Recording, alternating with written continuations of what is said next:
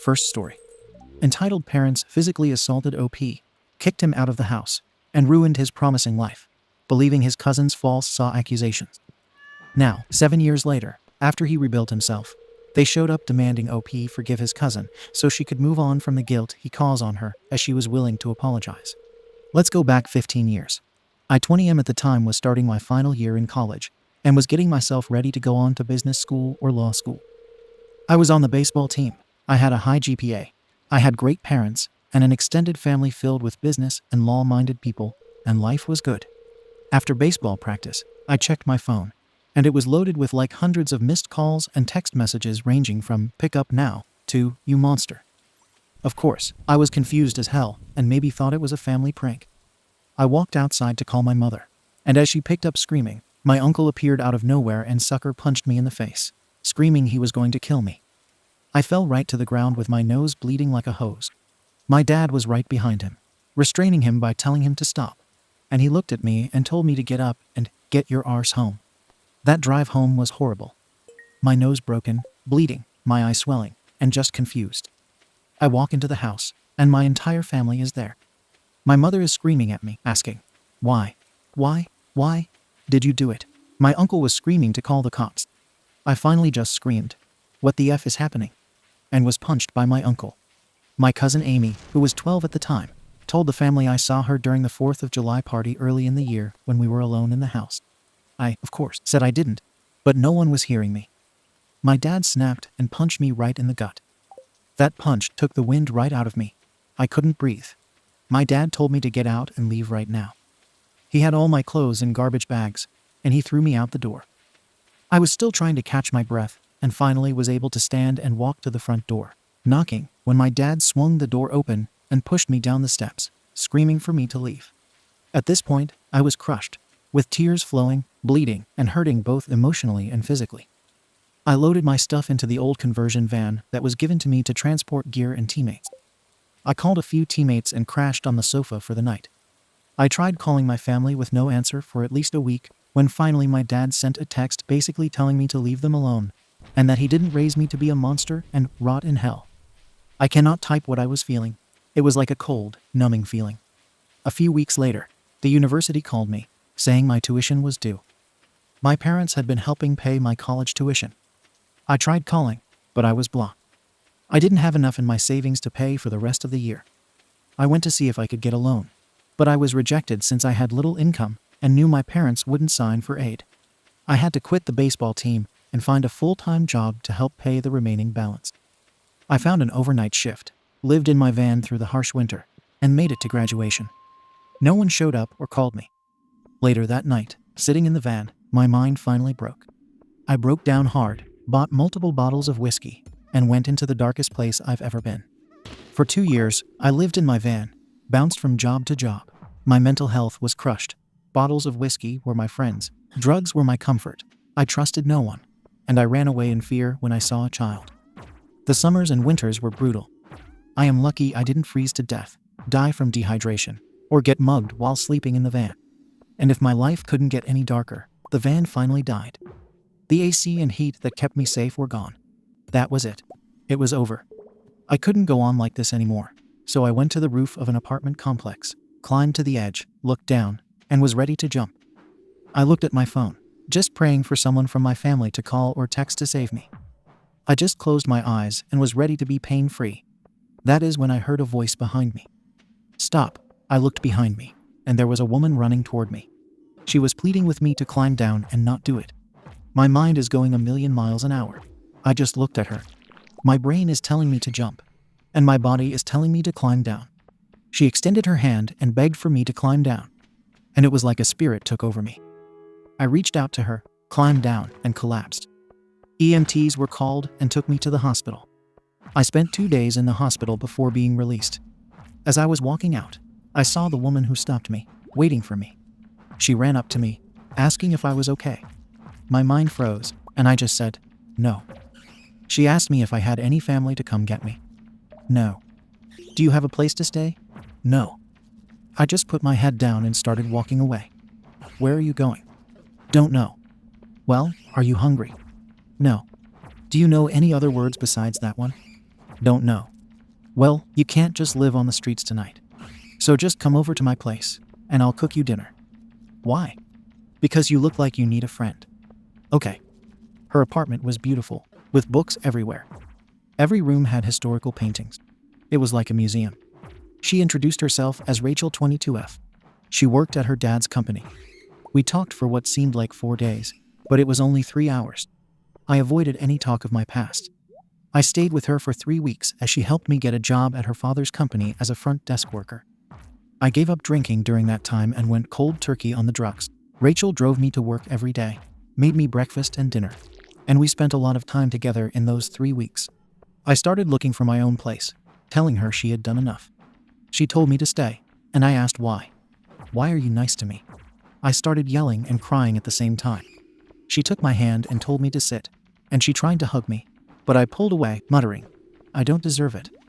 She begged for me to stay until I saw a therapist. No, my mind broke again. I guess I was walking in circles, muttering, before I stopped and realized where I was. I then said, yes. For 4 weeks, I saw a therapist that Rachel paid for who didn't really open up, but talked enough to make strides.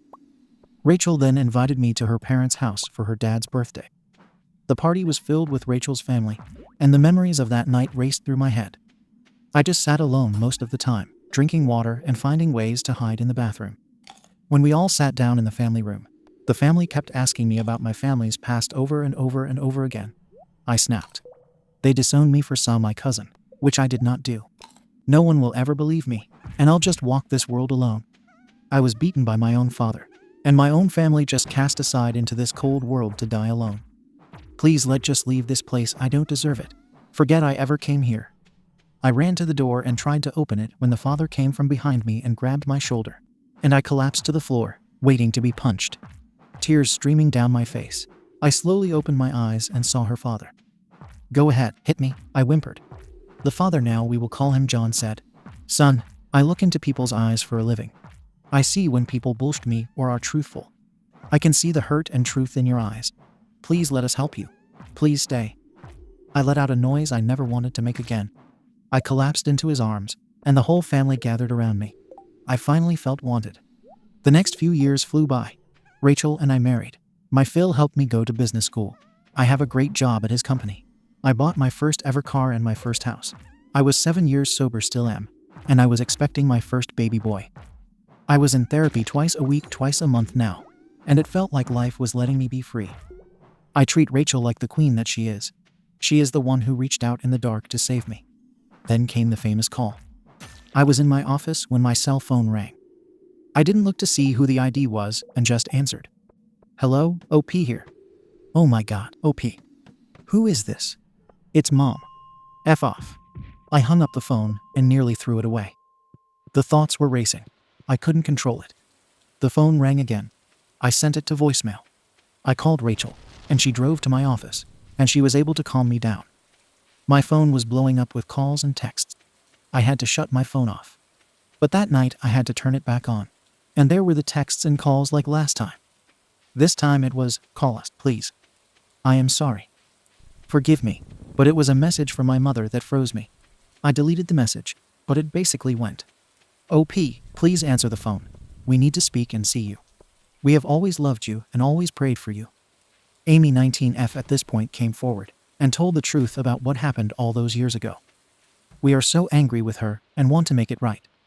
We just wanted to protect her since she was just a kid and thought we were doing right. Please call us.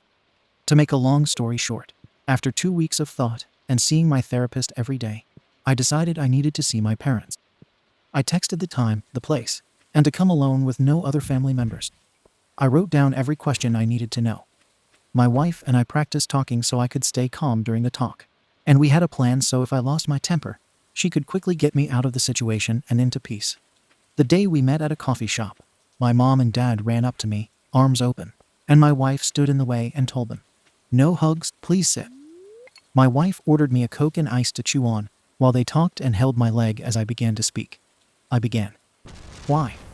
They explained that a few weeks ago, Amy called a family meeting and confessed that she lied about what happened to her. She was young and stupid, and she just wanted attention and love from family members and strangers. She got to go to Disney World, Europe, big parties, a new car, money, etc. She lived a luxurious life, while I lived in hell. And over the past year, all the fake stories of false allegations and what happens to people who are falsely accused scared her. And she quickly thought of me and wanted to find me. But she knew that meant telling the truth. Why wasn't I allowed to tell my side? They were running on pure emotion and just wanted to be there for her and her parents. My father apologized for hitting me. He was just so angry at the situation that he took his anger out on me and shoved me away when I tried to come back. That's when I dropped the pipe bomb. Do you remember at all that I wasn't even at the fourth party? I was playing baseball in another state. Their faces froze and went white. My mom nearly threw up. My dad is telling me, No, you were there, right? I showed them a picture of me and my friends from that day. And second, why was my college tuition canceled along with my meal plans? My mom looked puzzled and asked, No, we kept that for you. My dad froze again. I wanted to support my brother. He explained the money that was meant for my school and the food he gave to his brother. That is why they went on all those trips and got new cars. My mom screamed. I explained everything above. My mom begged for me to stop talking. My dad looked broken. I explained in detail what my life has become and all my issues and fears about life. I explained how I had to drop out of baseball to find a job. It broke them. People around us seemed to hear this conversation and were giving them the evil eye. I finally asked, So, what is her punishment going to be? She has to apologize. And she will make it up to you. How? I don't know. How about she lives in a van for 2 years? Or gets disowned? Make a public announcement. Or better yet, how does she pay back all the money that was for school and food, sends us to Disney World in Europe, and buys us new cars? She can't do that. Why? She has her whole life ahead of her. We can't destroy it. She destroyed mine. No, that is different. What? Say it? No, please stop. Oh, I get it. It is okay to destroy a life. But when it is time to pay the piper, she gets the worst punishment of all. That was bad, Missy. No, don't do that again. Now let's go get ice cream, right? That was the conversation, right? I was done. I had my piece. I stood up and said, You lost your son 7 years ago. He is gone. Move on, forget about him, and enjoy your life. Since you already did it for 7 years without him. Mom, Dad, goodbye. My wife and I walked out, leaving them at the table in tears. I haven't seen them since. I get phone calls and messages from time to time wishing me well. From what I've seen on Facebook, Amy went to college, but had to pay for it herself with no loans or backing. Her fancy car was taken away, and she was given a beater car from the 1990s. To be honest, that isn't enough, but I do not care. Maybe someday I will see her and them again, but not now. I still have a lot of healing to do. Second story. My boyfriend called me with his assistant's name while we were intimate, so I confronted him on his work trip, humiliating him, then snooped into his laptop only to find out his coworkers, forcing him to break up with me for my toxic behavior, to which he agreed, planning to break up with me. My so and I have been high school sweethearts, and we are due to get married this June. We just have chemistry that works extremely well and always has. I love him very much, and I know he loves me too, but with what he did recently, I am having extreme doubts about his faithfulness. We are trying to get pregnant, and when we had sex a few days ago, he called me by his assistant's name right as he got off. He immediately got up, apologized, and seemed extremely shocked. I was shocked too. After that, he has been very apologetic and seems genuinely remorseful, but I am having difficulty coming around to forgiving him. The way he said it too came across as he was thinking about her. The only other person I have told about this is my mom and dad, and she thinks that my BF has or currently sleeps with his assistant, and that his tongue slipped up. I am having doubts because now everything looks suspicious to me. He goes to Dallas once every 2 weeks, and his assistant accompanies him. Those are work trips and are paid for by his company, but those are starting to look suspicious to me now. 3 months ago, I got laid off from work, and he asked me if I wanted to stay at home since we were trying to have a child, and I could be a stay-at-home mother. Now I don't know if I should depend on him, try to get a job, or not. My life is just filled with confusion all of a sudden. Honestly, I didn't think he would ever cheat on me, but I can't think of a reason why someone would say someone else's name after sex. His explanation is that he was thinking about work, and that is why his assistant's name slipped up. He has tried to fix things, but they don't seem enough for some reason. He told me if I wanted, I could go through his phone or his computer, and I did, but I did not find anything. I want to trust him. I really do, but it feels foolish to me to do so now. My mom thinks he is 100% cheating, while my dad agrees. He also thinks that it could be a mistake, and I should make sure before I end the relationship.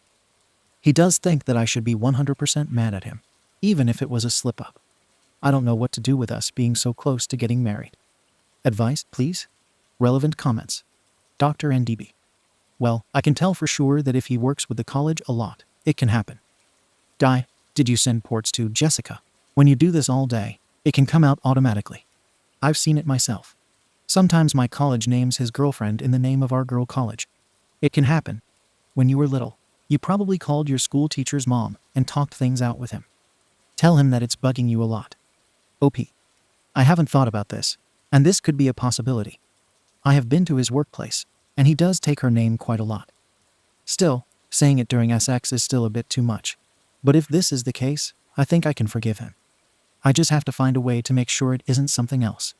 Honorable Snow 5T9-24. Use your own money, and you should surprise him in Dallas on his next trip. OP. He is supposed to leave tonight. I can visit him tomorrow since I have time. Honorable Snow 5T9-24. Well, I would show up after work at his apartment and see if his assistant is actually staying in a hotel. OP. Yes, I just booked a ticket. I won't mind spending a day or two in Dallas myself, if everything is like he says it is.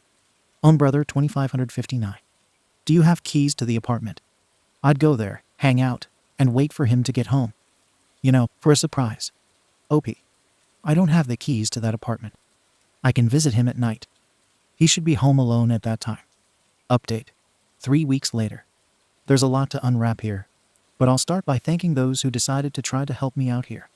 He came from the last trip, and when he went again, I decided to go then. When I went to his apartment, I found her there along with some other people. His co-workers were all planning to go out. I did make up a story about why I was there to make sure he wasn't embarrassed in front of his co-worker because I stormed into his apartment, and I think that worked. They all went out, and after that, he stayed back, and we had a fight because, according to him, I just humiliated him in front of his colleagues. Right now, things are tense between us. He stayed back in Dallas, saying he needed some space, and we haven't talked since then. I don't know if I was trying to catch myself in the act or not, but it didn't work out, and now I feel 100 times worse. I regret telling my mom about this because she sent a VN to him and told him to stop being a baby, and nothing would have happened if he hadn't said another woman's name. He sent me the video my mom sent him. I did confront my mom about this, and she did apologize to him.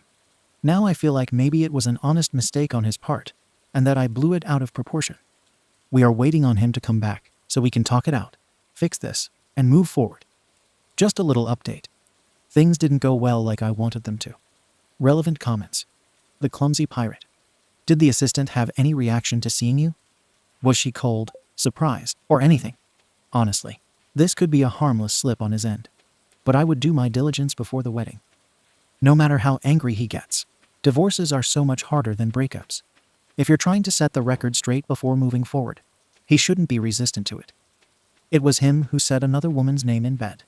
You didn't start any of it. OP. Everyone was a little surprised to see me there, to be honest, not just her. My partner was surprised too. We aren't getting married. We are no longer engaged, probably in the future. He is a pretty straightforward guy himself. Either he'll end it, or he'll be okay with it. Things are bad, and I'm going to give him time and let him come and talk to me. Poinsettia 917. Info. Why was it bad that you surprised him? What was wrong with you being around his colleagues, and especially his assistant? If he loves you, he should be glad to see you. What was the deal? What did you say when you entered the apartment that could have embarrassed him? To be honest, I'm not liking his behavior. What is up with his friends? This whole thing is messed up. What is he doing talking about this with his assistant? Update me. OP. I don't know exactly what I said because I was very angry at the time. But as I mentioned in the post above, I stormed into his apartment and was accusatory. I did salvage the situation, though, and I think in his mind that wasn't good enough. Edit. I forgot to mention that my boyfriend told me that he told his assistant about this, and she made the same mistake a while back with her fling, because they refer to each other a lot. Second edit. He left his Mac at home, So I decided to see if he was talking to her or not. I just opened his WhatsApp, and he is not talking to her. But his friends are all telling him to break up with me. I didn't even do anything drastic. His chat with his assistant is work-related, but I am disturbed by what his friends say. It looks like a breakup is about to happen. I let him break up with me because I thought I'd get closure that way. Relevant comments. The Clumsy Pirate. I am sorry that this is such a mess, OP. But I am also looking at your edit, and it's not good. I understand being a straightforward guy, but I don't know, is he very simple? Because unless he is, I don't know how he would explain saying that to his assistant. Yeah, so this awkward thing happened between me and my fiancé, because of you, the assistant. How does he justify disclosing something intimate to her? He knows this is embarrassing for you as well. The more the story transpires, the more it seems like you were right to be wary of it. At the very least, it seems like there's some emotional entanglement going on here for him to not realize that sharing this with the girl is out of line. OP. He is quite simple. Doesn't like to play games or make things complicated. He did, and she did something similar. But I can't say for sure how that topic might have come up. Right now, reading his messages with his friends, I do hate it. And it hurts like SHT that they are all rooting for him to break up. The situation is a total mess, honestly, and I don't see a way back now. Let's Dragon End again. Why do his friends want him to break up with you? What are their reasons? OP. Mostly because they think I ruined his relationship with my family forever, and that since I don't trust him, he should put his energy somewhere else. Most of them are in this realm. A few think I did it in front of his coworkers to jeopardize his job. It's hard to read their messages. Third edit. I read his chat for a while, and the last thing he said was, "I'll end it when I see her next." So it's pretty much over. Third story. My golden child sister invited me to dinner and tricked me into eating the food to which I'm allergic to, causing me to go to the ER, so I filed a police report on her. Now my mom demands I take my case back because my sister apologized already, so I cut ties with my mom. I've posted this in other subs, but it keeps getting removed, so I'll try it one last time. I 21F and my sister 23F have never had any issues until last week. She and her husband 23M had invited me over for lunch, which is normal for us. I have a severe shellfish allergy. Even touching it makes me extremely itchy. My sister is completely aware of this, and has been since we were children. When I got to their house, she said that food was already finished, and in the fridge, she claimed that it was just tuna pasta. Yes, I can eat tuna and many other fish, just nothing with a shell. After she finished cleaning up, we had a short conversation about what's been happening in our lives, since it had been a while since we'd seen each other. I got this strange feeling from her, but just brushed it off, as I was extremely tired that day. She grabbed the food out of the fridge and served it for me, giving me a small bowl in case I don't like it. I couldn't smell much of it, and from what I could smell, I just assumed it was fish. But when I took a bite, I almost immediately felt my throat burning. I was coughing and grabbing at my throat, and her husband kept asking me if I was choking. My sister turned to me, panicking and saying, "I thought you were exaggerating." An ambulance was called, and I was rushed to the hospital. I was thankfully okay, but they had made me stay to be monitored for the next 2 days. My sister and Bill had tried to visit me, but I told her to get out. She kept apologizing and refusing to leave. I told her that I'd be calling the police on her for what she'd done, as it's literally attempted murder, and she lost it. She kept screaming at me, saying, "I know you're faking this.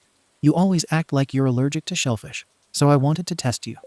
I had been pressing the call button for the nurse, but they heard her regardless and asked me if I wanted them removed. I said yes. I explained the whole situation to her and the hospital security and eventually decided that, with the help of the nurse and security guards, I'd file a report against her. My mother is saying I'm overreacting and that I should have just cut contact, but I don't know anymore. Also, when I was a young child, my sister witnessed me have a severe reaction and went to the hospital, where I underwent treatment. She was also there when I was informed I had a shellfish allergy. You may be wondering why I never had an EpiPen on me, and that's because I didn't feel the need to, as she was my sister. Ada? Edit. I'm not in America. My country has free healthcare, so I can't make her pay any medical bills for me. Edit. I'm sick of the people who refuse to read and then continue to blame me for not having an EpiPen when I was never effing able to get one. I was never able to get a prescription due to doctors refusing, like what happened to many people in the comments too. This post wasn't able to be written, so if you come here to mention it, You'll be blocked. Ada has no consensus bot. The OP was NTA. Relevant comments. Samuel Weinstrain. Syl tries to murder OP because her peanut brain cannot comprehend allergies. Mother of OP. Don't be upset. Don't overreact. NTA. Report her and your mother for enabling this, if at all possible. OP. Unfortunately, I'm not able to report my mother, but I'll absolutely go without contact with her. As for my sister, I'm already onto that. Devil's Advocate 69. Is there a future inheritance she doesn't want to share? OP. Due to an argument years ago, my mother took me out of her will and made sure only my golden child sister would get it all. There is no family other than my mother. She cut me out after we got into a petty argument over my sister. Not that it matters to me. My mother doesn't have much anyway. OP on the relationships with her mom, sister, and Bill. OP, my sister, and I never had many obvious problems. But I was very aware she thought she was better than me due to my mother treating her better than me. I was the one who introduced Bill to my sister. We were friends. However, he never had any idea about my allergy. We only have our mother. Our father died a long time ago.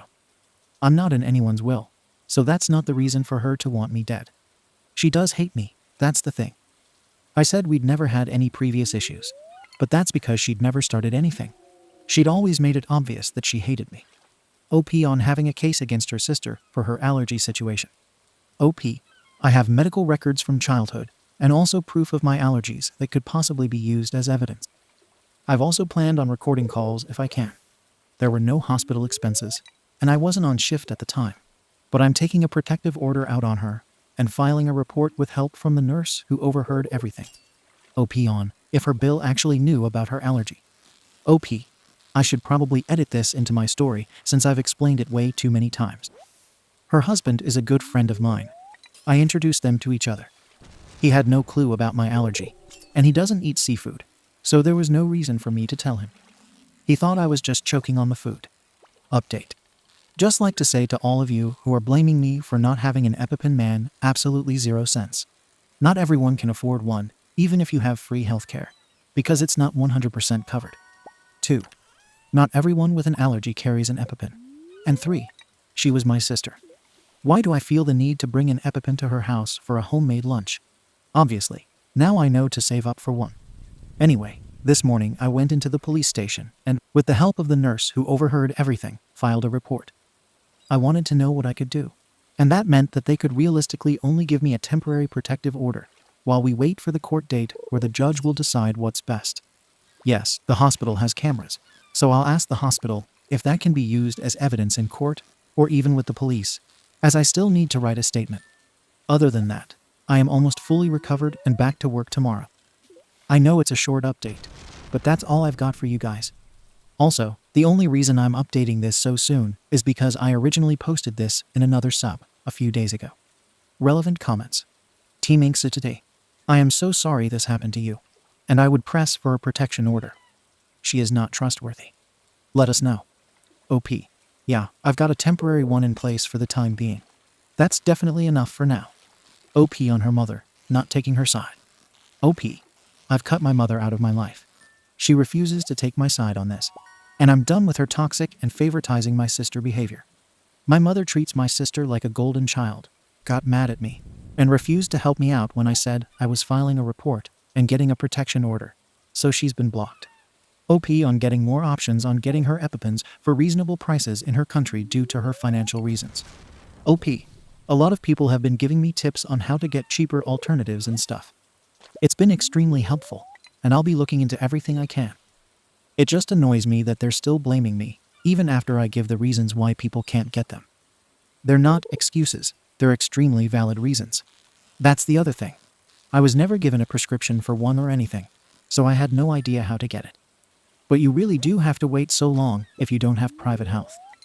Then again, I looked it up, and apparently EpiPens cost more here if you go through private. OP on whether her sister really knew about her allergy and still blamed her for faking it or not.